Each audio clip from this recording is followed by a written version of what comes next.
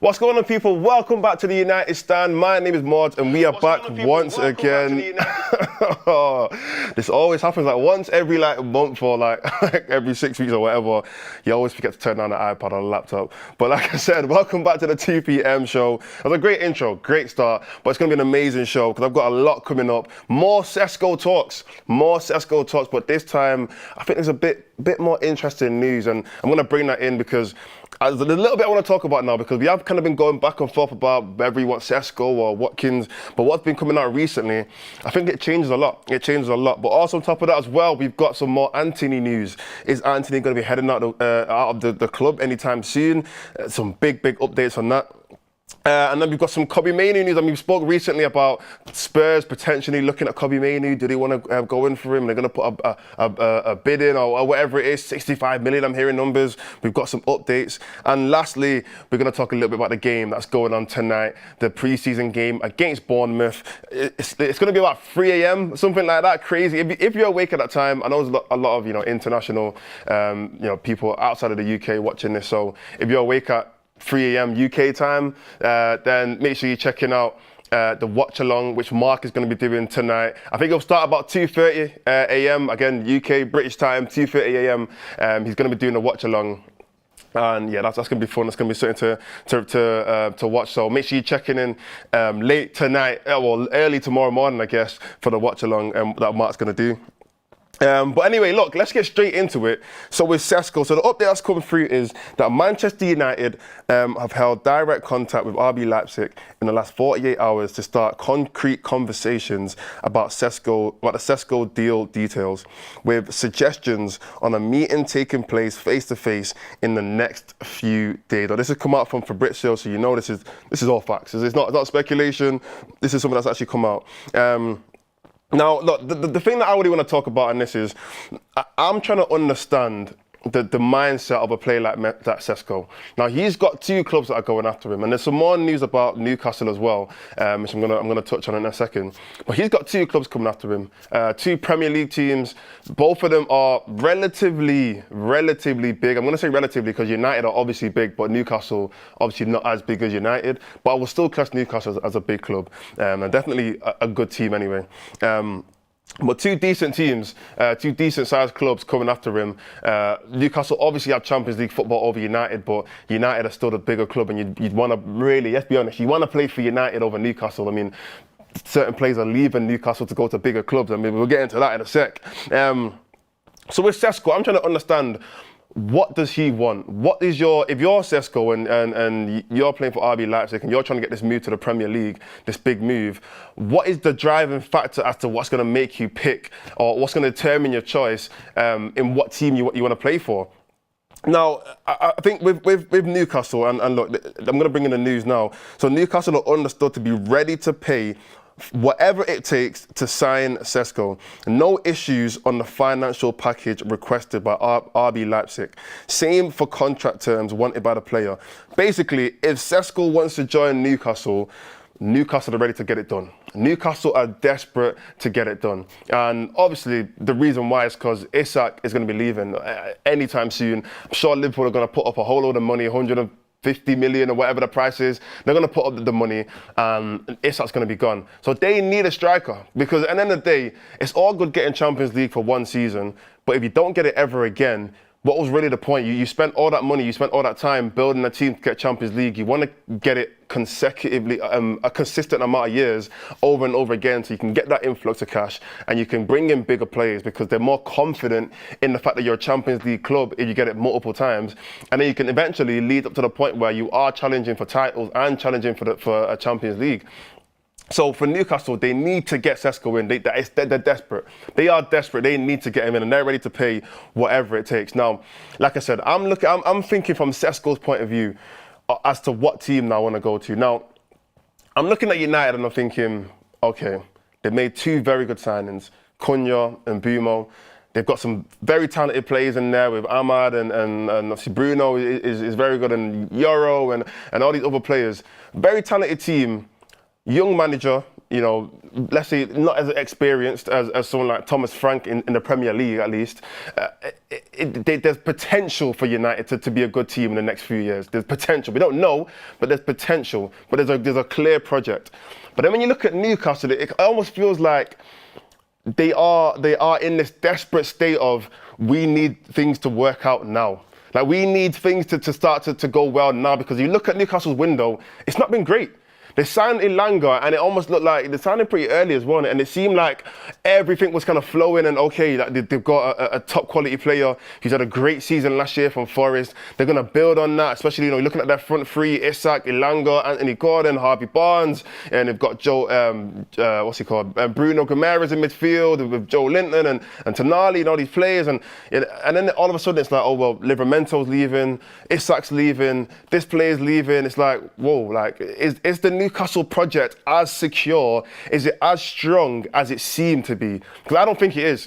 I think the Newcastle project right now is almost hit its peak. It's almost hit like a pinnacle where they're struggling to get it over that line, to get over the hump of being or not being a Big Six club. I feel like if Newcastle if United were in the same position as Newcastle, or if Chelsea, or if Arsenal or City, we would be able to just go and get another top striker straight away.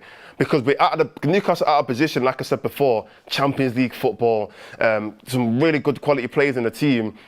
They've got a decent manager. It's looking like they're ready to take that next step and really push forward. But if I'm Sesko, I'm looking at Newcastle and I'm thinking, why aren't things going right? Why is your window not looking that strong? Why is it seeming like bigger players are leaving? Is it really the project that I really want to invest the next 5 to 10 years of my career into? I don't think he's thinking that. I don't think he really wants to do that. And I think that's going to be a real big factor as to whether or not he wants to go to Newcastle or United. But let me know what you think in the chat. What is the better option? And take away try and take away the United bias. I struggle to do that, I'll be honest. I'm always got my red tinted glasses on. But try and take away the United bias and act like you are the player. What is the better option? What is the better option between Newcastle and United? Do you think he's going to go in straight away and say, you know what, if Newcastle want to bid, they can do it and I'll go there straight away? Or would you hold out? Would you hold out and see what United have to offer? Super chat in from V. I forgot to mention as well, make sure you send in your super chats throughout this show. I like to keep these shows very interactive. We like to have debates, discussions, or a real, like I said, back and forth conversation for these shows, these 2 p.m. shows. So send in your super chats and I'm going to bring them all in and we're going to debate it throughout the show. A super chat from V. If United buy a new striker, I see Hojlund leaving. Interesting. If the new striker doesn't work out, Sesko would be easier to move on. More risk on Watkins than Sesko, in my opinion. Oh, interesting super chat. I mean, let's dive into that. So if United buy a new striker, I see Hojlund leaving. Okay, there's a part of me that agrees with that only because of the competition will be very difficult for him. I think if you're Hojlund, you're looking at a brand new striker. Let's say it is Sesko or Watkins. Then you've got Xerxes, who, let's be honest, he's above Hojlund in a pecking order. And then you've got a youngster in Chido who I don't think he's ready yet. I definitely don't think he's ready to be playing or even starting games realistically. We had to start him last season because Hojlund was so poor and Xerxes was injured. That's really the only reason why you're starting quite a few games near the tail end of the season. But you've still got Chido who's in there. And then you've got Hojlund. And then you potentially got an Mbumo or a Cunha who can also play down that line or down the middle if we need them to. So if I'm Hojlund, and I'm still young, still 21, 22 years old, however old he is, but you need game time. Hojlund needs game time. We're not at the point of his career where he can kind of just, he's not a 17, 18-year-old kid where it makes sense for him to kind of just develop and sit on the bench and just soak everything in. No, he needs to be on the pitch. He needs to be in a pitch. Considering from last season, one of his main problems was his understanding of the game. He couldn't read the game that well. There were times where he's making the wrong runs, or if he was taking too many touches, or instead of taking it first time, or his link-up play wasn't great. These are all things you have to build during a game. You don't really build it by just watching. So when I compare Hojlund to Chido, and I think to myself, who should leave if we get a striker? I'm thinking Hojlund. I think it will benefit Hojlund a lot more if he was to leave and go, and even if it was alone, go and play some football. Go and get regular game time. Go and understand the game of football a little bit better and how to be a better striker. And if it is a loan, he could come back and improve himself. And especially if we go and get someone like Watkins. Watkins is 30 next year. He's not going to be here. He's not going to sign a 5-year contract and be here till he's 35 and then get another 2 years. Unless Watkins is one of those strikers like, you know, an Ibrahimovic or one of those players who just play till like the 39 or whatever. But Watkins has got one solid contract left in his career before things probably just start going a bit downhill. If I'm Hojlund, I'm thinking, you know what, I can develop myself at another club, maybe go on loan or whatever it is, and let's say we do go and get Watkins this season. Give him 3 years, Hojlund could end up being a pretty good striker. So yeah, I agree. I think Hojlund would leave, and I think he'd probably help him to leave as well. But you also said it in the super chat, if the new striker doesn't work out, Sesko will be easier to move on. More risk on Watkins than Sesko. Yeah, I agree. He would be easier to move on, basically because of age. He's a lot younger. His price tag won't drop as much, whereas with Watkins, if Watkins comes to United this season and it doesn't work, I know he's Premier League proven and whatnot, but I find it'll be a bit difficult for him to get a good, solid move at the age of 31, 32, after having a bad season or a couple bad seasons. A lot of clubs are probably thinking, the jury's a bit out, let me go and find a younger striker like a Sesko and to go and bring them in. So yeah, I think there is a bit more risk on Watkins, but the reward will also be a bit better if it works out straight away. We don't have to wait, we don't have to wait for Watkins to get good. We might have to wait for Sesko to get good, or maybe a season. But anyway, good super chat in there. Yeah, keep sending your super chats, and I'm going to go through the rest of them. There's one more in here from PZ Blow. Unless Villa are taking 40 million, give me Sesko. You know what? I wrote down before, actually, what I would do, what my plan would be if I was United. What would I do in this situation? And this is how I'll go about it, because I'm all about mind games, yeah? In these kind of situations, I'm not a recruitment up, whatever it is. I don't do this for a living, so I don't know how it works. But this is just from my point of view, how I would do it. So the first thing that I would do in this situation is I wouldn't rush, because I feel like if United was to rush into any deal, we're gonna get bumped. We're gonna get ripped off. If we go and rush into a Sesko deal, they're gonna say, okay, cool, you want Sesko right now? 85 million, go on, 85, 90 million, because I can tell you're desperate and you want him, you can pay the max, plus add-ons. And I think that's probably the worst thing that we can do, because we're gonna overpay. Naturally, the higher the price of Sesko, the more pressure that's going to be on him. I mean, we signed Antony for 90 million, we signed Hojlund for 72 million. I'm kind of done with paying crazy amounts of money for players that we're not actually too sure about, because then if they don't hit the ground running, the pressure is going to absolutely eat them alive. And then confidence-wise, they're not going to know exactly what to do. Or not necessarily know what to do, but it's going to be a lot more difficult for them to bounce back if they're not hitting the ground running and you're an 80, 90 million pound player. So I wouldn't rush. In fact, I would even let Newcastle bid first. Newcastle, you're desperate. I can see you've lost Isak. You go and bid first, and we'll go and speak to the player. And once Newcastle go and bid that 70, 80 million pound, I'll say to Sesko, I'll say, look, let's be honest. Right, man to man, let's be honest. Who do you really want to join? Do you want to join a team that's about to lose their main striker because he doesn't want to be there and he wants to go and achieve bigger things? Do you want to go and join that team? At the age of 22, you're looking at Newcastle and you're seeing Isak, one of the best strikers in the league. Do you want to be one of the best strikers in the league? Because the current best striker in the league is about to leave Newcastle. So why would you want to join them? And I'll say to Sesko, look, if I was you, I would hold on a little bit. Just wait. We'll bid something. Don't worry, we'll bid something. But just hold on, just wait a little bit, and we'll come back to you. And I'll stall out that deal as long as I can. And in the meantime, I'll go to Watkins, I'll go to Villa, and I'll say, look, you want 50? Here's 35. Yeah, here's 35, and you can get 10 on add-ons. You can get 5 to 10 million on add-ons. And to be fair, a player like Watkins, Premier League proven. We've said it 100 times. Those add-ons should be calm. If I say to Villa, look, if Watkins gets 15 goals, if United somehow end up in a Champions League or a European spot, you could have that 10 million. That's 45 million now. You can have it, but he has to do it though. He has to get that. He has to hit those targets for you to get them add-ons.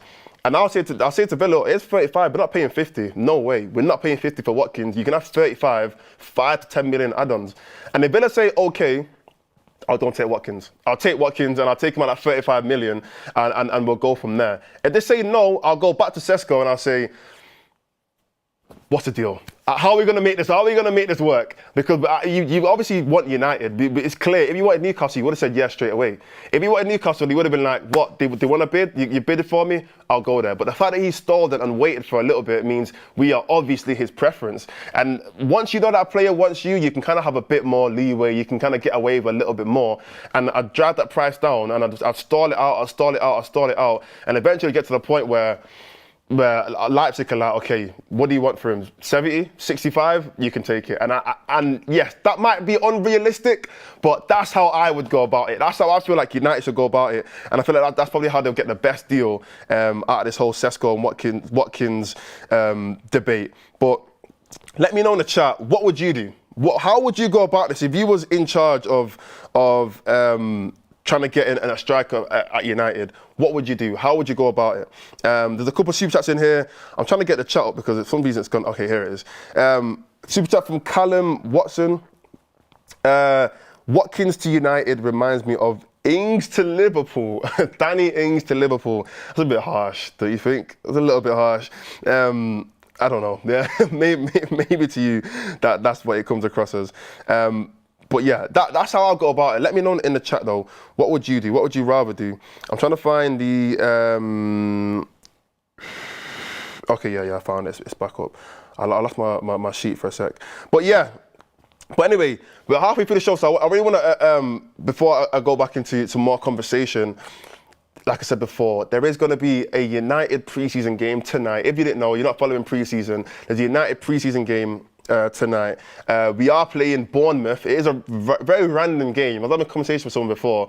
I think last season we played Liverpool, we played Arsenal, we played some pretty big teams, real rivals. And this season we're playing Everton, Bournemouth, and West Ham. Yeah, 3 exciting games, you know what I mean? But tonight there's going to be a very exciting watch along with Mark. He's going to keep you guys entertained at 3 a.m. if you're watching it. So make sure you're checking out the United stand later on at 3 a.m. There will be an 8 p.m. show as well. But if you want to see a watch along with Mark, check that out. But also as well tomorrow on That's Football. If you don't know anything about That's Football, it is the show that we pretty much discuss everything that's outside of United. So all the Premier League moves, all the drama across Europe and transfers, whatnot. That's Football is where everything is covered on there. And there will be a watch along tomorrow as well, but not with Mark, but with Terry. I know a lot of you guys know who Terry is from Terry's Football. He's a lot of the 8 p.m. shows, some of the 2 p.m. shows as well. But Terry will be doing a watch along tomorrow. I think the kickoff is 12:30. Kickoff's at 12:30. So check out That's Football tomorrow at 12:30. About 12, 12:30. He'll probably do a little start a bit earlier. He'll be doing a watch along for the Arsenal-Tottenham game. So make sure you're checking all that out. But anyway, moving on. Before I move on, there's a super chat here from Texas Eddie. 13 goals in 33 games in Bundesliga. He is so mid. I'll be honest, I mean, I'm never going to be one of those people that just claim to just know everything about every player. I don't. I've seen a lot of clips of Sesko. I've obviously seen his stats and his numbers. And I know a little bit about him. I've not watched many 90-minute games of him. I know, you know what I mean? I've not watched many 90-minute games of him. But from what I've seen, he is a good player. Like, he is a good player. In fact, let's be honest, in terms of play style and a profile, he probably suits United a bit more than Watkins does, if we're being honest. He has that physicality. He's got a bit more pace on him. And in terms of finishing, I think he's exactly what we need in terms of an out-and-out striker with 2 players behind him in terms of Cunha and Mbumo, who can get us, who can facilitate and create chances for him as well, and also chip him with goals, obviously. But I feel like Sesko actually is the player that's more suited to United than Watkins, in my opinion. It's just that Watkins has a bit more confidence in his game because we've seen him before. And I was watching something today actually on United and in terms of like goals and stuff. And they were talking about how I think last season we were 16th. United was 16th last year in terms of goals scored, which is absolutely terrible, by the way. That's embarrassing, actually. I don't even know why I said it out loud, but it hurts to say. My chest is beating very strongly right now. But we were 16th last year in terms of goals. Now this year we have brought in 2 creative goal scorers as well. Plus we've got a player like Bruno and Ahmad.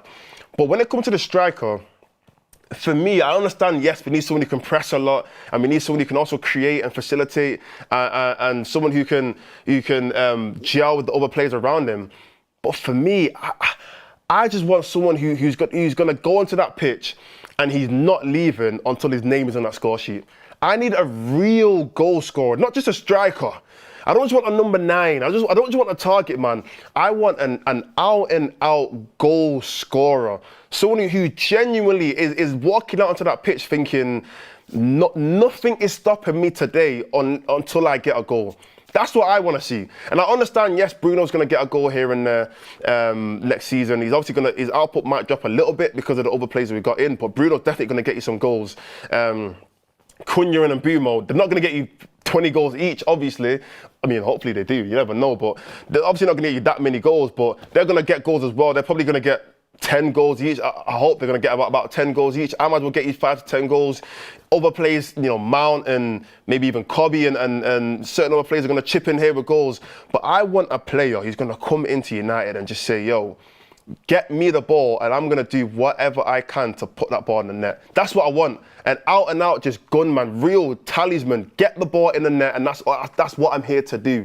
That's what I want to see. And Watkins is that kind of player, Sesko is that kind of player, but whoever it is, I just want that kind of mentality. I want that mentality from whoever the new striker is going to be. I'm here to get as many goals as I can. That's what I want to see in a new striker. But anyway, some more super chats in here before I move on to the next story. One from Kyle Robertson. Hojlund debut season deserves a chance. We gave him a chance last season. I mean, I think the fact that he's even at United is a chance. If I'm being not even in a disrespectful way, but before he came to United, he wasn't scoring that many goals. He scored like I think 9 goals in 21 games for Atlanta. He wasn't like a crazy goal scorer. Like, oh, you know what I mean? Like, we kind of took a chance even bringing him to United and making him start every single game for us. So I think he did well that first season. Last season we gave him an even bigger chance, starting him every single game pretty much. If he was to stay, it's hard to really to say, we need to give him an even more like our second chance or third chance. I think he's kind of have to take every opportunity as they come. Another super chat from the government of North Korea. I mean, yeah. What am I going to say? I don't even know his name, so I'm not even going to try and mess it up before he comes after me. But the government of North Korea says you should look at Han Kwang Song for striker. Somebody do their research and let me know who that is, because I have no idea. I had no idea for whoever that is. But Han Kwang Song, if that is a real player. He apparently played for Juve. My ball knowledge doesn't stretch that far. Apologies. But shout out to him. Maybe I'm gonna look into him. In fact, somebody just go on my socials, go on my Instagram Mordzs, and just message me with all the information about Han Kwang Song, and I'll bring him. I'll look him up and I'll bring him into my next show. But another super chat from Noah. He says, Sesko is not good enough. He's not very clinical. Look at his striker efficiency stats. He's unproven in the Prem. He's too young. Just another Hojlund. That's harsh. I don't think he's just another Hojlund, I'll be honest. I do have a bit more faith and confidence in Sesko, just because people say he's still young. He's not actually like crazy. He's 22, I think. 22 or 23, around that age. Hojlund came when he was like 20, maybe. Like Hojlund was a little bit younger than him when he came. But also, Sesko has actually done it for about three years now at RB Leipzig. He's not just done it for one season. Like, he's been putting up a decent amount of numbers for the last 3 seasons, maybe 4 seasons, but about 3 seasons he's been putting up some decent numbers. So I think he has a little bit more potential than Hojlund does. But yeah, the unproven stuff, you can never beat that unless you play in the Prem. I know this is a completely different situation, but I remember there was a time, a long time ago, where people were saying, could Messi do it in the Prem? I know you guys remember those conversations. Like they used to be all over Twitter, and it was just a way to try and downplay players who haven't played in the Prem. It was a way to try and kind of undermine them and say, oh, but could they do it on a rainy night in Stoke? You know what I mean? Like everyone used to always say that, but the reality is a lot of players come here and they actually play better than they did at the previous clubs. Vice versa, players leave the Premier League and they also struggle at other teams. So I think it just depends on how they can adapt. So yeah, let's not write him off too early before we even give him the opportunity. Anyways, another super chat from Ferdinand. He says, Sesko will intimidate centre-backs. We need the B. See, look, I mean, it's a mixed opinion. It's a mixed opinion. Another super chat from Bose. We need a striker who fits the way Amrin wants to build his team.